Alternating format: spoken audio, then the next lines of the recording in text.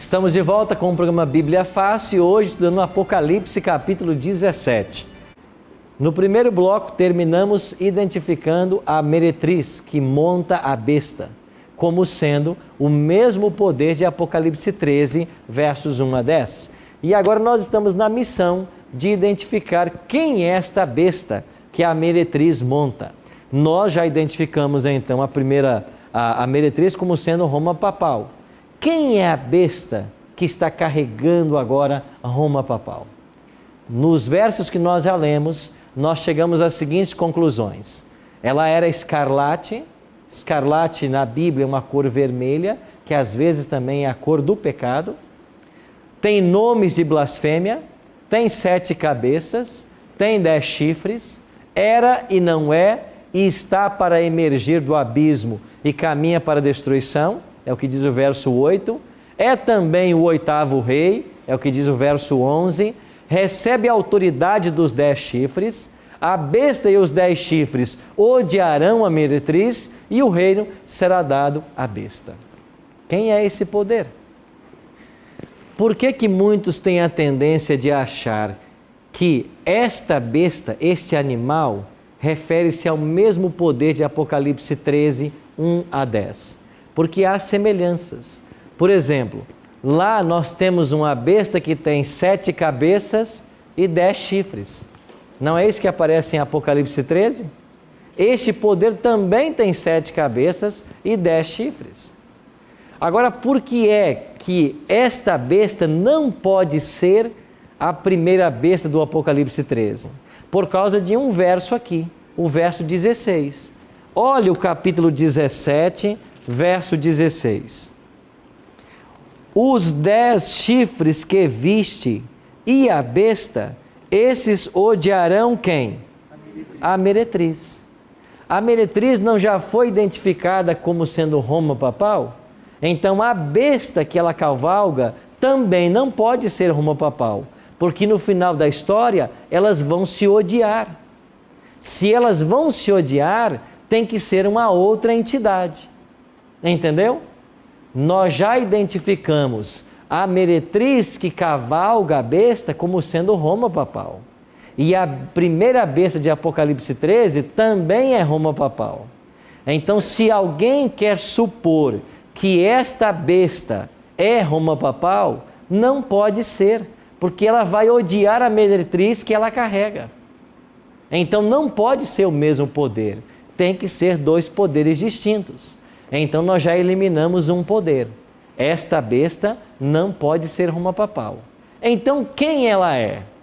Eu queria apresentar para vocês 2 possibilidades. Primeira possibilidade. Esta besta escarlate é um símbolo do próprio Satanás. Por quê? Há uma grande semelhança entre esta besta e o dragão do capítulo 12. Que é Satanás. Ambos possuem 7 cabeças e 10 chifres. Olhe para o capítulo 12, verso 3. Viu-se também outro sinal no céu, e eis que um grande dragão, de que cor? Vermelho e escarlate são cores similares, com 7 cabeças e 10 chifres. E ainda tinha nas cabeças o quê? 7 diademas. Quando chegamos agora a esta besta do capítulo 17, ela também tem 7 cabeças e 10 chifres. Então, esta é uma semelhança. Eles possuem a mesma cor, escarlate ou vermelho, e os dois se opõem a Cristo. No capítulo 12, verso 13, está aí o dragão atacando a Cristo, e no capítulo 17, verso 14.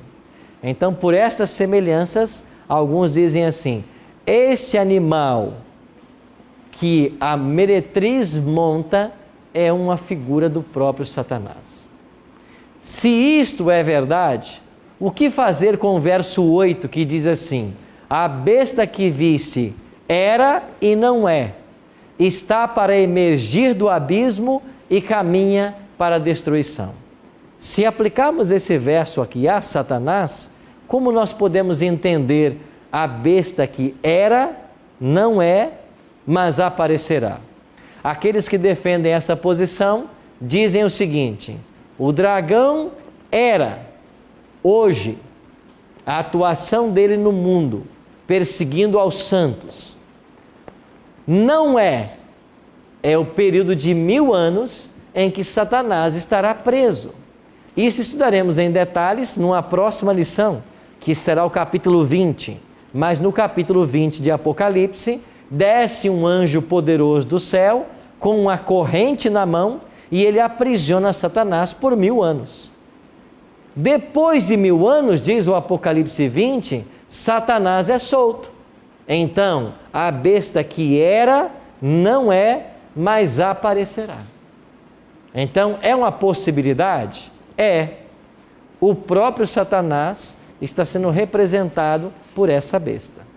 Agora, há uma segunda possibilidade, que eu também queria apresentar para vocês. Esta besta escarlate é símbolo também dos Estados Unidos da América do Norte. E esta posição ganha um pouco de força a partir de um princípio de interpretação da profecia que nós ensinamos. A profecia é uma verdade que se amplia. Lembra de Daniel capítulo 2? Lá falava do sonho da estátua de 4 metais que representavam 4 impérios. Quando vamos para Daniel capítulo 7, nós temos 4 animais que representam os mesmos impérios, só que uma riqueza muito maior de detalhes. Agora olha para o capítulo 13 de Apocalipse. Se esta meretriz que cavalga a besta já foi identificada como sendo a primeira besta de Apocalipse 13, não é lógico supor que o outro poder que surge, que vai apoiar a besta no capítulo 17, a carrega? Não faz sentido isso? Então, esta é uma possibilidade. Se for assim, no panorama escatológico do Apocalipse, os Estados Unidos serão o último poder político-militar de alcance global, como vimos no capítulo 13, porque ele vai levar os habitantes da terra a adorar a primeira besta, cuja ferida mortal sobreviveu, e que assumirá atitudes imperiais, como os 7 impérios anteriores a ele, que é procedente da Europa e, portanto, tem uma relação com os anteriores em termos de origem. O que eu quero dizer com isso aqui? O que representam as 7 cabeças dessa besta? O anjo não explicou isso para João? Aqui no capítulo 17? Olha o que diz aí o versículo 9. Aqui está o sentido, quem tem sabedoria. As 7 cabeças são 7 montes, nos quais a mulher está assentada, e são também 7 reis, dos quais 5 caíram, um existe e o outro ainda não chegou, e quando chegar tem que durar pouco tempo. Nós explicamos para vocês já esse versículo, quando estudamos o primeiro poder de Apocalipse 13, dizendo que essas 7 cabeças são 7 reis, ou 7 impérios, que atacaram o povo de Deus ao longo de todas as eras. E aí nós mencionamos para vocês o Egito, a Síria, Babilônia, Medopérsia e Grécia. 5, dos quais 5 caíram. Quem é que veio depois da Grécia? Roma. Um existe agora.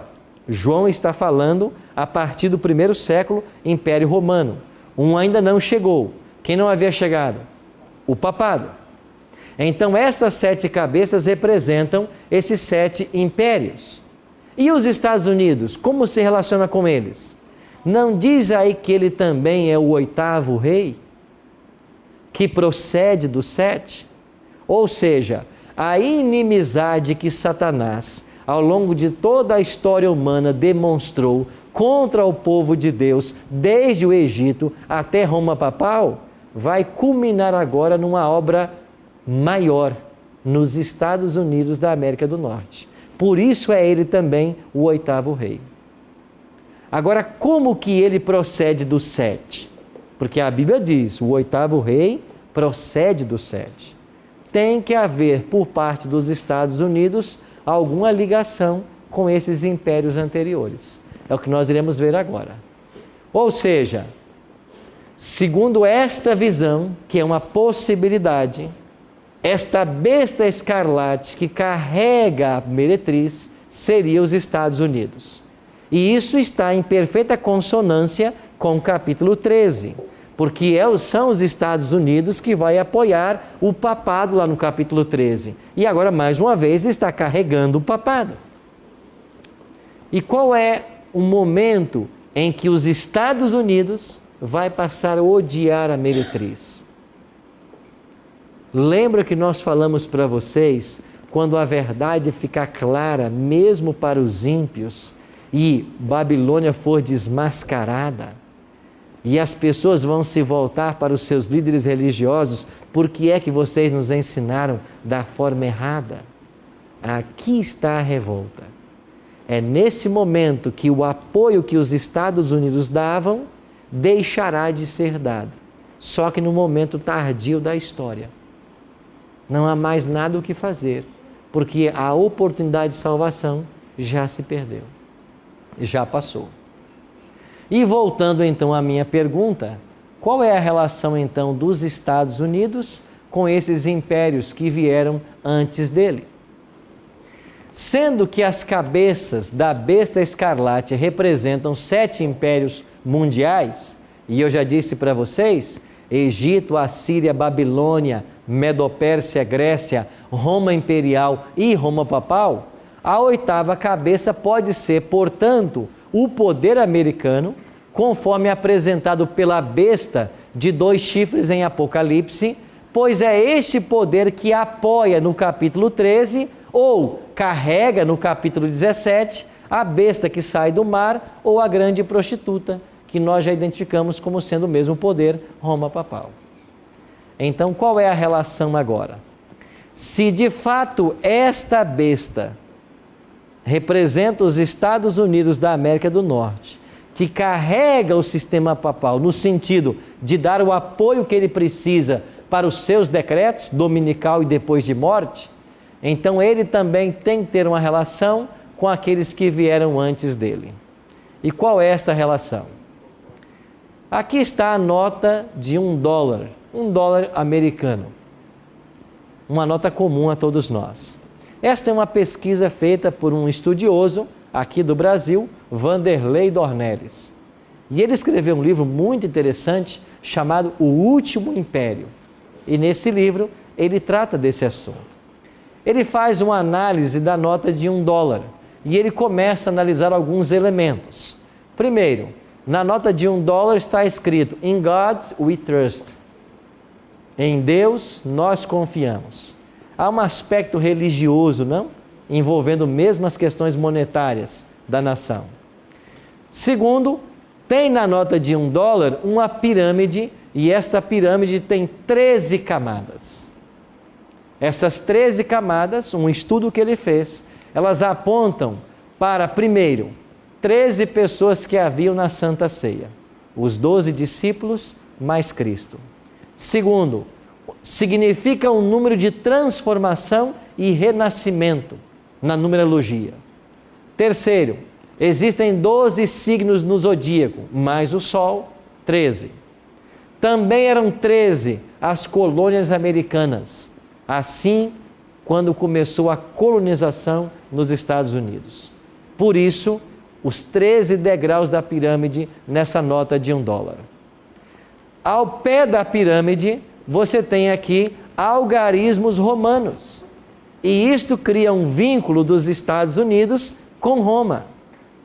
E qual é o número que aparece aqui? Eu não sei se você consegue ler, mas nós temos aqui um M, um D, um C, um L, um X, um V e um I. É um número romano. Que número é esse? M, quanto vale? 1000. E o D? 500. E o C? 100. Então você tem 1000, 1500, 1600, 1700, 1750, 1760, 1770, 1776. Eu já falei nessa data para vocês. O que aconteceu em 1776? Não, eles chegaram em 1620. É a independência americana. A proclamação da independência. Então está ali em algarismo romano a data da proclamação da independência dos Estados Unidos. Isso não cria um link dos Estados Unidos com Roma, o fato de estar ali na língua dos romanos? E o que dizer da pirâmide? Não é esta uma típica demonstração do Egito, famoso por suas pirâmides? Não temos aqui uma relação também com o Egito? O que dizer também desta águia que aparece? É uma águia de cabeça branca. Na mitologia, esta é a águia de Zeus. Zeus é um deus grego. Não temos aqui uma relação, então, da nação com a Grécia, um dos outros poderes que antecedem aos Estados Unidos? Então, Vanderlei Dornelles fez um estudo detalhado, e nesta obra tem muito mais detalhes, a respeito dessa relação que há. Olhe, por exemplo, o olho de Horus no topo da pirâmide. Segundo alguns, é o olho que tudo vê. Certo? Quem era Horus? Era o deus solar, filho de Osíris. Estamos também falando da mitologia. Ele também fala a respeito da expressão latina, eu não sei se é assim que pronuncia, anuit coeptis, talvez seja isso, mas a expressão latina que significa ele sorriu às nossas realizações. Ou seja, há um paralelo pela simples nota de $1, de uma filosofia por detrás dessa nação, que a linka com os poderes que vieram antes dela. Esse assunto não está fechado. Ainda está aberto para mais estudos, mas essas são duas possibilidades. Por hoje, nós devemos nos confortar com uma verdade. Há um Deus que governa acima de todas as forças humanas e está conduzindo a história em direção a um final feliz. Não importa os poderes antagônicos que se levantem contra o povo de Deus. Deus está no controle e Ele vai levar a história até um final feliz. Existem alguns detalhes da profecia que não estão claros ainda, mas a nós compete a investigação. É por isso que a Bíblia é esse livro extraordinário. E eu devo buscar estudá-lo todos os dias, assim como o mineiro cava a terra em busca do ouro, da pedra, da joia. Nós devemos cavar na Bíblia. E você percebe que depois de tantos anos de pesquisa, de estudos, há descobertas ainda a serem feitas nesse livro sagrado? Por isso é um privilégio que nós temos, ter esse livro nas mãos e poder estudá-lo. Agora, independente dos poderes que aí são simbolizados e que a profecia ainda não definiu, ou que não se definiu pelo menos um consenso teológico, Deus está governando a história e Ele vai conduzir a nossa história para um final feliz. Não é esta a promessa do livro de Apocalipse? Quando terminamos o livro do Apocalipse, qual é a promessa? Uma promessa que o vencedor herdará todas essas coisas. E eu lhe serei pai e ele me será filho. Deus fez lindas promessas para nós.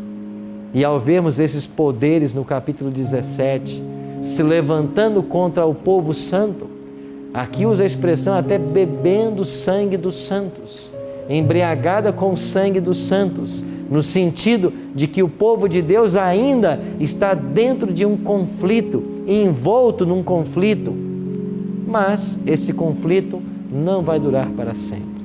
Por quê? Porque a profecia aponta o momento em que Jesus voltará para estabelecer o seu reino eterno. E então todos os reinos humanos terão passado. O poder já esteve na mão do Egito, da Assíria, da Babilônia, da Medopérsia, da Grécia, de Roma, mas todos caíram. E no levantar e no quedar dos impérios, nós vemos a mão de um Deus que é soberano, conduzindo a história do mundo para um final feliz. Mais que isso, Ele deseja conduzir a nossa história para um final feliz. E se nós ficarmos do lado dele, certamente isso irá acontecer. Eu queria convidar a Darlene, ela vai louvar a Deus agora. E enquanto ela louvar, eu queria que você pensasse: quantas coisas maravilhosas Deus revelou em sua palavra, com a única intenção de que os servos dele se preparassem para os eventos que diante de nós estão.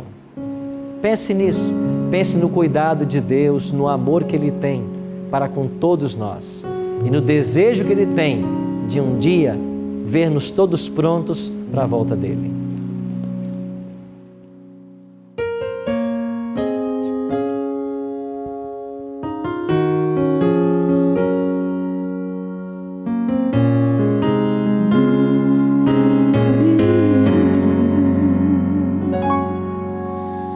Eu quero te amar, Senhor, e te sentir bem perto de mim, Senhor. Te entrego o meu viver.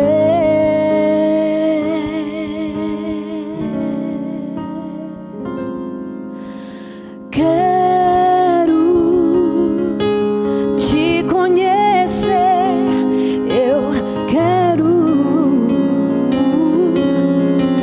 me envolver, Senhor, a tua voz quero ouvir.